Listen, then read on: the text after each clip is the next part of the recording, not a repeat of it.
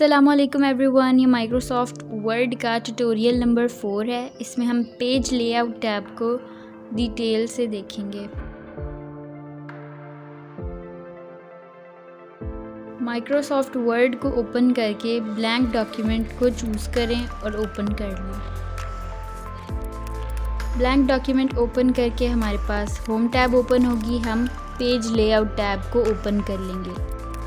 Page layout tab में हमारे पास page को सेटअप करने के लिए डिफरेंट ऑप्शंस हैं। सबसे पहले हम डॉक्यूमेंट क्रिएट करेंगे। डॉक्यूमेंट क्रिएट करने के लिए मैंने टेक्स्ट ऐड कर दिया और हमारा डॉक्यूमेंट रेडी है। अब इस पे हम मार्जिन्स अप्लाई करेंगे। हमारे पास यहाँ पे स्केल शो हो रहा है जिससे हमें मार्जिन का पता चलता है। हम यहाँ पे डिफरेंट मार्जिन्स अप्लाई करेंगे तो हमारे पास स्केल में डिफरेंस नज़र आएगा।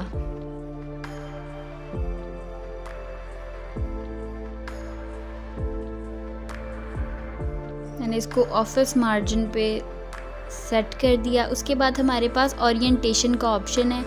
हम अपने डॉक्यूमेंट को पोर्ट्रेट और लैंडस्केप दोनों ओरिएंटेशन में चेंज कर सकते हैं। उसके बाद हमारे पास साइज़ का ऑप्शन है।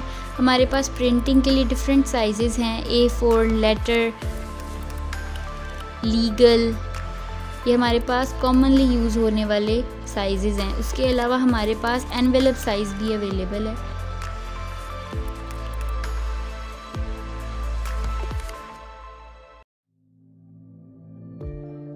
उसके बाद हमारे पास कॉलम्स का ऑप्शन है। हम टेक्स्ट को या डॉक्यूमेंट को डिफरेंट कॉलम्स में डिवाइड कर सकते हैं। मैंने इसको पहले 2 कॉलम्स में और फिर 3 कॉलम्स में डिवाइड किया। हमारे पास टेक्स्ट एक ही पेज पे 3 कॉलम्स में डिवाइड हो जाएगा। हमारे पास लेफ़्ट और राइट कॉलम्स का ऑप्शन भी है। उसके अलावा हम मोर कॉलम से मज़ीद कॉलम्स को चूज़ कर सकते हैं। उसके बाद हमारे पास ब्रेक्स का ऑप्शन है। उसके लिए पहले मैंने कर्सर को एक जगह प्लेस किया और उसके बाद ब्रेक्स के ऑप्शन में हमारे पास सबसे पहले पेज ब्रेक का ऑप्शन है। पेज ब्रेक ऐड करते ही हमारा कर्सर जहाँ पे होगा उसके बाद वाला टेक्स्ट नेक्स्ट पेज पे शो हो जाएगा। उसके बाद हमारे पास कॉलम ब्रेक का ऑप्शन है। इसमें हमारे पास अगर हम अपने डॉक्यूमेंट को डिफरेंट कॉलम्स में डिवाइड करेंगे तो हमारे पास नेक्स्ट कॉलम में ब्रेक ऐड करने के लिए कॉलम ब्रेक का ऑप्शन यूज़ होगा। नेक्स्ट हमारे पास टेक्स्ट रैपिंग का ऑप्शन है। हम इमेजेस के साथ टेक्स्ट को रैप कर सकते हैं। देन हमारे पास नेक्स्ट पेज का ऑप्शन है। उसके बाद कंटिन्यूस ब्रेक से हमारे पास एक ब्रेक आ जाती है। उसके अलावा हम इवन एंड ऑड पेजेस भी ऐड कर सकते हैं। उसके बाद हमारे पास लाइन नंबर का ऑप्शन है। मैंने यहाँ पे कंटिन्यूस लाइन नंबर्स ऐड किया। हमारे पैराग्राफ पे हर लाइन से पहले एक लाइन नंबर शो हो जाएगा। देन हमारे पास हाइफिनेशन का ऑप्शन है। अगर हम ऑटोमेटिक हाइफिनेशन ऐड करेंगे तो हमारे पास टेक्स्ट जस्टिफाइड हो जाएगा और हाइफन्स ऐड हो जाएंगी।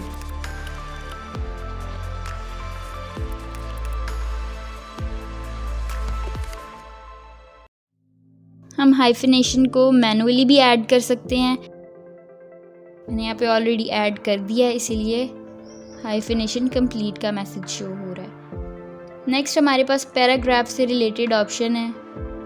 हम पैराग्राफ में लेफ़्ट या राइट इंडेंट ऐड कर सकते हैं। अब इसको मैनुअली राइट कर सकते हैं या फिर चूज़ कर सकते हैं।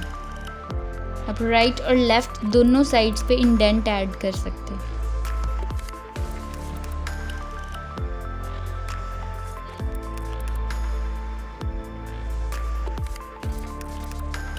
इसको वापस रीस्टोर करते हैं। उसके बाद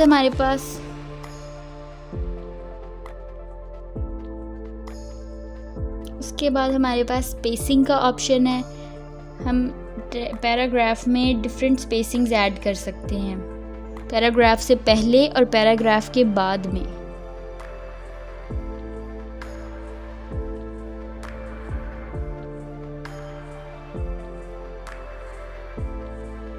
उसके बाद हमारे पास अरेंज करने के ऑप्शन हैं। उसके लिए हम पहले एक पिक्चर ऐड करेंगे।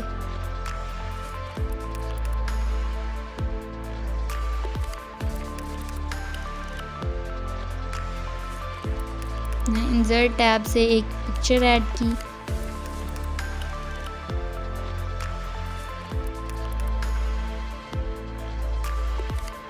उसके बाद अब हम पोजीशन की टूल को यूज़ करेंगे। पोजीशन से हम इमेज को डिफरेंट पोजीशंस पे प्लेस कर सकते हैं। हम ड्रॉप डाउन से कोई भी पोजीशन चूज़ करेंगे।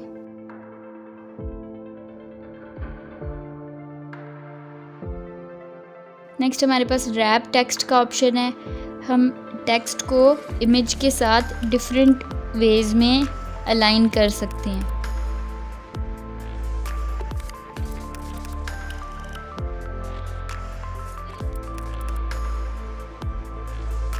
मैंने यहाँ पे स्क्वायर को चूज़ किया। उसके बाद हम अपनी पिक्चर को फॉरवर्ड या बैकवर्ड सेंड कर सकते हैं। देन हमारे पास सिलेक्शन पेन है जिसमें हमारे पास सारी चीज़ों को हम शो या हाइड कर सकते हैं। देन हमारे पास अलाइन करने का ऑप्शन है। हम टेक्स्ट को डिफरेंट साइड्स पे अलाइन कर सकते हैं, left, right, centre and top वगैरह। सीरीज़ को फॉलो करने के लिए चैनल को सब्सक्राइब करें और वीडियो को लाइक करें।